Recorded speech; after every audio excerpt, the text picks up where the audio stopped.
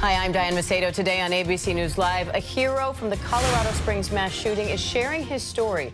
How the military veteran says he helped take down the shooter, as we also hear from victims. Plus, the new questions about why the suspect was able to buy a gun. The looming railroad strike. Another union has rejected a tentative deal. What it could mean for the holiday season, supply chain, and the economy. And a young woman's historic trip out of this world, now in the pages of a book. The pediatric cancer survivor and youngest American to go to space talks about her new memoir. We're going to hear the lessons she says she's learned since splashdown.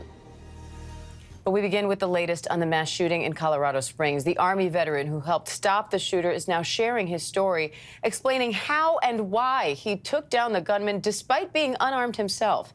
Chief National Correspondent Matt Gutman has the latest from Colorado Springs. The man police have called a hero, speaking to reporters. I wasn't thinking. I just ran over there. Got him. I gotta kill this guy. He's gonna kill my kid. He's gonna kill my wife. The decorated 14-year Army veteran, credited with saving dozens of lives during the nightclub massacre in Colorado Springs, now describing the moment he took the gunman down. I grabbed him by the back of his little cheap armor thing, and I pulled him down. I grabbed the pistol from him. Fierro, along with his wife and daughter, were at the club supporting a friend. They survived, but his daughter's boyfriend, Raymond Green Vance, was among the 5 killed. 19 others were wounded. 22-year-old Anderson Lee Aldrich was arrested on 10 preliminary charges, including 5 counts of first-degree murder and hate crimes. This ring camera footage showing him surrendering to police in 2021 after allegedly making a bomb threat against his mother. Those charges were later dropped, his record sealed. And that, authorities say, is what allowed him to legally purchase that AR-style rifle, which he would allegedly use to murder Ashley Paugh, Daniel Aston, and Raymond Vance Green, along with Kelly Loving and Derek Rump. The survivors grateful and defiant. I'm not going to be afraid or intimidated. It's a family. Diane, I was bowled over by the courage of that man, Ed Sanders. He said that when Club Q opens back up, he will be the very first patron in the door.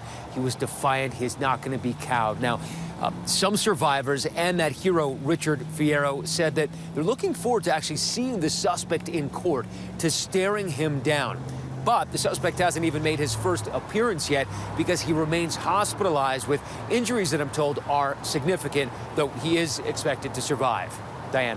All right, Matt Gutman, thank you. And let's bring in ABC News Chief Investigative Reporter Josh Margolin, along with ABC News contributor and former DHS Acting Undersecretary for Intelligence and Analysis, John Cohen. Josh, this suspect was arrested on 10 preliminary charges, 5 counts of first-degree murder, 5 hate crimes. How might we see these charges evolve as this case moves forward? The DA yesterday said we should expect that the murder charges will stay. Obviously, the hate crimes charges are key because that answered the question of whether or not it was a hate crime as was first being investigated over the weekend. We could see federal charges, and we could see additional charges, assault charges, firearms charges, attempted murder charges. All of that will come out through the investigation, and the DA said once they go to court and start the criminal procedure, we'll learn all about that. Now, John, you say we're seeing a surge in hate crimes now. What's law enforcement attributing that to? It's attributed to multiple factors. One, we are a very angry, polarized nation. We see the increased use of fringe or extreme rhetoric in our political process. But we're also seeing quite a bit of activity on extremist forums online, where they're promoting hate against faith communities, the LGBTQ community, government officials, and others. So law enforcement's extraordinarily concerned that this level of violence that we've been experiencing over the last couple of years will continue into the upcoming year as well. So, John, what more can law enforcement do to address this surge and differentiate between someone just saying something or blowing off steam online versus something that can turn into a real threat? Yeah, that's really the key question. One, we have to do more to engage the analytic community and the research community, looking at the type of rhetoric that's being spread online on extremist forums and very often being mimicked by public figures can give insight into the types of targets that may be most at risk. Law enforcement should be working with those targets, again, whether it's a faith-based community or some other element of our society, to enhance security and reduce the risk of attack. And we need to do more at the community level to identify those individuals who are exhibiting the warning signs of engaging in violence and take steps to mitigate that risk, whether it's using red flag laws to prevent access to firearms, providing greater access to mental health care, or using other both traditional law enforcement and non-traditional tools. And you mentioned red flag laws. Josh, in this investigation, there are a lot of questions surrounding this 2021 arrest and whether it should have triggered Colorado's red flag laws. I know ABC's petitioning the court to unseal those records. What questions do you think those records would answer? Well, first of all, we'll find out what the circumstances of the arrest were, why the charges were dismissed, because we now know they were dismissed, which is why the records are sealed in Colorado. But more importantly, what the investigation turned up. It's entirely possible, Diane, that he didn't commit a crime, which is why the case was dismissed, but that he was suffering some sort of a spiraling, some sort of a psychiatric breakdown, which would have given law enforcement or his parents or the community the right to go to court to get him declared that he can't have a gun.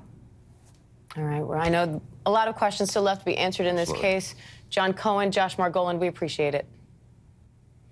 And a looming freight rail strike could have a major impact on holiday plans. Another union has rejected the tentative deal, and a strike could have a ripple effect across the economy, including delays in shipping holiday gifts. Chief Business Correspondent Rebecca Jarvis is in Chicago with more on that. Hi, Rebecca. $2 billion a day in economic losses. Those are the forecasts for what it would cost the U.S. economy if there was a strike. The White House calling a strike unacceptable, doing what they can to broker a deal, and saying they are preparing for all possible outcomes. Now, keep in mind the importance of the railroads to the U.S. ecosystem, the U.S. economy.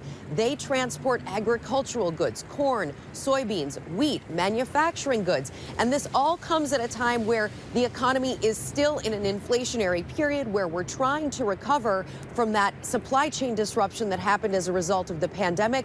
This would bring new supply chain disruptions, and it would all happen right around the holidays, where so many people are ordering things online, hoping to transport goods. The truckers would have to make up for that railway deficit, and there really are not enough truckers in the system and not enough jobs in the system with trucking to fully make up for it. That is why it is such an important thing to the White House, to the U.S. economy. There are a handful of deadlines coming up. Several unions have agreed to the terms of the agreement, but some have not. The next key is December 5th. If they don't agree to that deadline, there will be a strike. Diane? All right, Rebecca Jarvis, thanks for that. And we're learning new details about the surviving roommates who were in the house when 4 University of Idaho students were murdered. The suspect and murder weapon are still at large. ABC's Kana Whitworth has more from Moscow, Idaho. Growing fears as authorities chase down leads in the desperate search for the killer who murdered 4 college students at the University of Idaho. Detectives are actively working this case, and so we're moving forward. The community on edge, but with more information, detectives revisiting the crime scene, piecing together potential clues. As time's going by, it's feeling a little uncertain, and the more news reports that come out, just, I'm being cautious and just kind of keeping an eye on where I'm going and what I'm doing. Ethan Chapin, the oldest of triplets, the first victim to be memorialized. His mother emotional as she spoke about her son. We're here to honor the life and legacy of our son and brother, Ethan Chapin, one of the most incredible people you'll ever know. His family grateful for the support from loved ones and strangers. Your outreach and kind words are profoundly touching. As the mystery deepens, authorities revealing 2 surviving roommates arrived home that night before the victims and were likely sleeping at the time of the attack. What I can say is that the roommates who survived, they were in the basement throughout the night. They awakened several hours later, summoning friends when one of their roommates was unresponsive. Officers arriving on scene, locating the victims, saying Kaylee Gonzalez's dog was also found unharmed at the home. That dog, seen in this TikTok video taken just weeks ago, showing Kaylee, Madison, and Shanna inside the house. There's no forced entry, and there's no dog barking. Do we think it was someone that they knew We don't know if the dog was barking or not, so that's part of the ongoing investigation to figure out kind of what occurred. It would be difficult to speculate whether or not it was a known suspect or a total stranger. The coroner revealing that while Kaylee, Madison Mogan, Shanna Kernodle, and Chapin were also likely asleep at the time of the attack, there was evidence of defensive wounds. DNA samples are being tested by the state lab now. Police say evidence shows the students may have been targeted, but investigators are not elaborating. Our thanks to Kana Whitworth for that report. Coming up, hundreds of Black and Mexican families are seeking millions from the city of Palm Springs after being forced from their homes decades ago. We'll hear from a survivor on why they're bringing this case now after the break.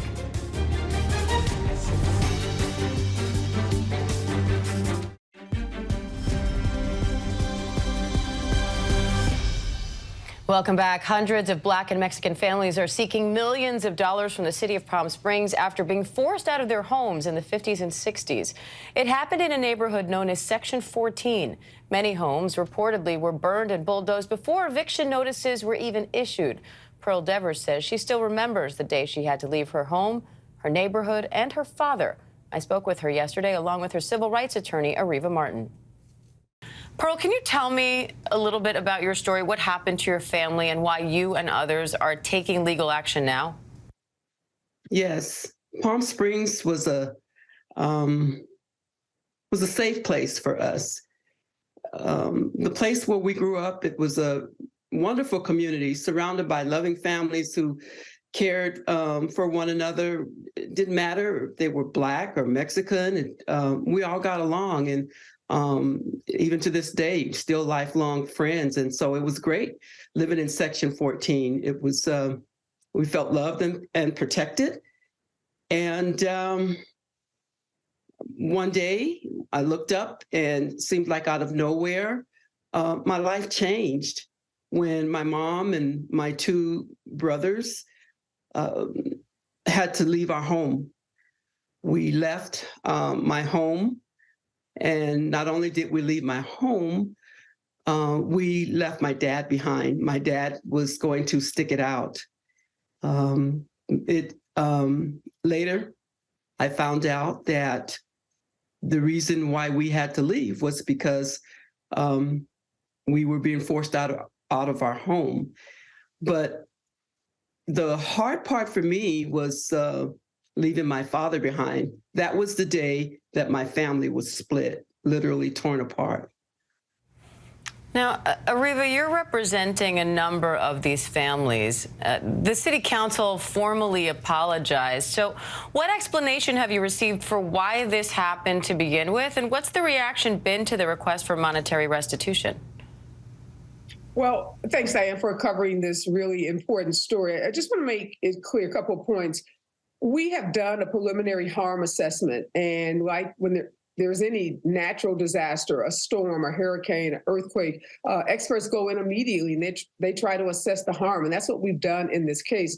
And we've used noted economist Dr. Julianne Malvo to do that preliminary assessment, and that assessment says that the harm done to these families, economic harm alone, ranges between $400 million to upward to $2 billion. Now, we haven't requested this amount from the city. What we have said to the city is that we want to negotiate. We want to engage in a process by which we come up with a plan, a restitution plan that makes these families whole. And the city has apologized. It has recognized that as the Attorney General's report from 1965 so clearly lays out that these families were targeted, that this was racially motivated, that the city's actions were inexcusable. And in this Attorney General's report, the language used by the then Attorney General was that this was a city-engineered Holocaust because the city used its own fire department and its agents to actually burn these families out of their homes. You also, Diane, used the word eviction. There's absolutely no evidence that the city went through the legal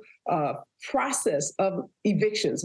As a lawyer, there's a very formal process that happens when you are evicting someone from their property, and there's no evidence that that was utilized. What we do know from oral histories from these families is that fear, intimidation was used, that the city and its officials intimidated these families and forcibly removed them using bulldozers, using actual fires that were set of their homes, oftentimes with their personal belongings still in the home. So I am representing the survivors, the descendants. There are hundreds of them, upwards to 500 or more, and just seeking restorative justice, seeking that the city moves past the apology and actually takes some actions to make these families whole. Now, Pearl, in addition to that formal apology, the city also removed the statue of the mayor who was in place during much of that time. What did that acknowledgement mean to you and your family? It means that someone noticed a harm that was done to a community. And not only did they notice, they acknowledged and they took action.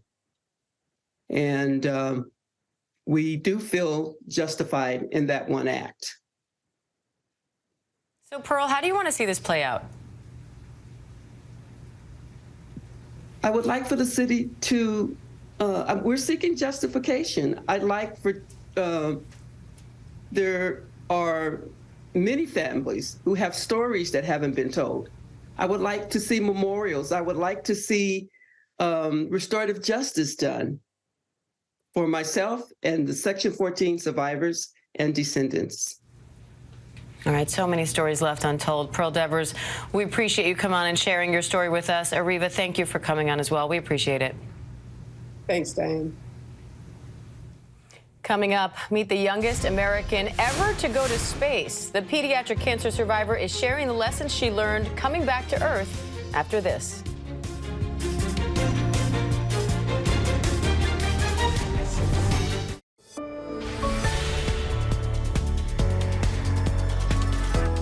Welcome back. Astronaut Haley Arsenault is sharing her story after becoming the youngest American to go to space. She was just 29 when she traveled on SpaceX's Inspiration 4 last year. Now the pediatric cancer survivor is working in the same hospital where she was treated as a child and detailing her journey in a new memoir. Our Will Gans has that story. It's reasonable to say that Haley Arsenault sees the world in a different way. Hey, it's Haley from Orbit. The pediatric cancer survivor becoming the youngest American to go to space when SpaceX's Inspiration 4 spent 3 days in orbit last year. Couldn't get to outer space, but could get as close to space. I mean, we're like halfway there. Haley joining us 100 stories above New York City at the Edge to talk about her brand new book, Wild Ride, a memoir of IV drips and rocket ships. In the book, you say that having cancer has been the greatest gift of your life. What do you mean by that? It made me who I am. I love my life so much that I want to make the most of it and embrace these opportunities that come my way. Readers strapping in for Haley's wild ride, from being a patient at St. Jude to becoming a physician assistant there, and finally to getting that call to go to space. I just remember like looking at my hands and I was shaking. I was scared, but I don't think I ever really considered saying no, because I recognized how once in a lifetime this opportunity was and how much good it would do for my patients, and just to have someone that they could look to and see that they can do big things after cancer. The book giving an inside look at the intense training process as Haley became the first person with a prosthetic body part to go to space. We didn't know how it was going to go exactly with my leg, but I just kept going back to this is bigger than me. And if more people with prosthetic body parts are going to go to space, which they should and they will, then there has to be a first. And I have that gift, that responsibility of being the first. Go Falcon, Godspeed Inspiration 4. You talk about liftoff, you talk about re-entry, which sound terrifying. The thing that shook me the most is how you said you had to swallow your toothpaste. I was like, I don't think I could do that. I had to practice on Earth, and then I just had like tears coming down because I'm just trying to swallow this toothpaste, which I've never done before. But I'm glad I practiced on Earth. But yeah, I love talking about the human moments of being in space, because I think that's what people are most interested in, is how do you live up there? And those moments from orbit that meant the most. Some of y'all on the call may know me as your PA. I work at St. Jude, have the best job ever. And like Joel, I was a St. Jude patient as a kid. And if I can do this, you can do this. And I'm so proud of each and every one of you. Now in Wild Ride, Haley sharing the lessons she's learned since splashing down.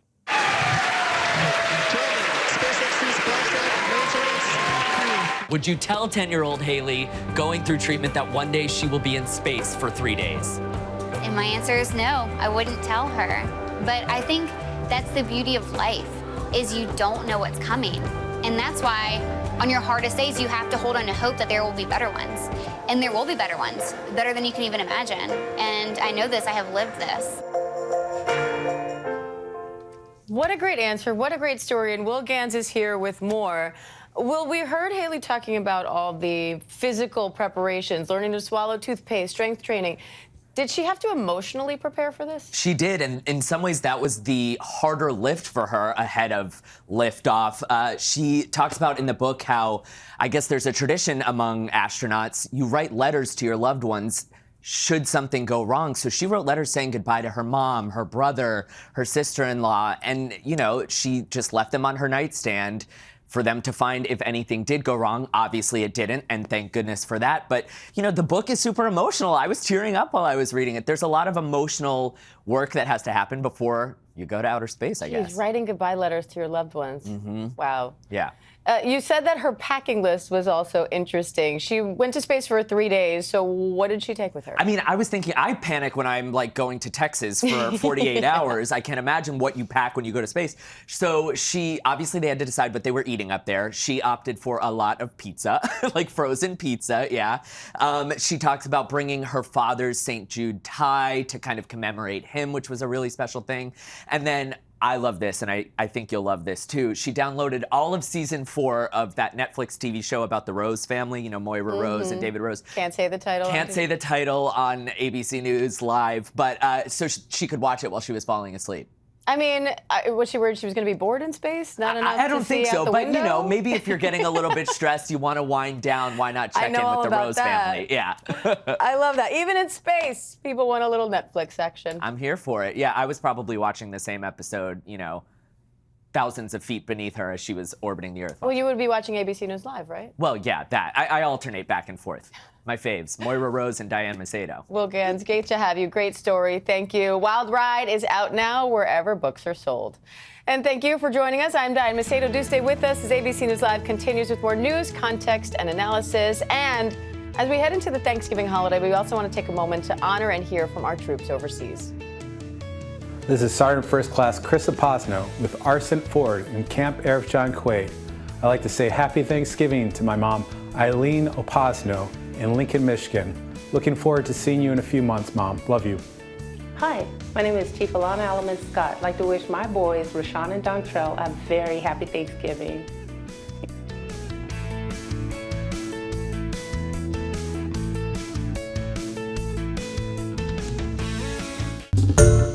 Hi everyone, George Stephanopoulos here. Thanks for checking out the ABC News YouTube channel. If you'd like to get more videos, show highlights, and watch live event coverage, click on the right over here to subscribe to our channel, and don't forget to download the ABC News app for breaking news alerts. Thanks for watching.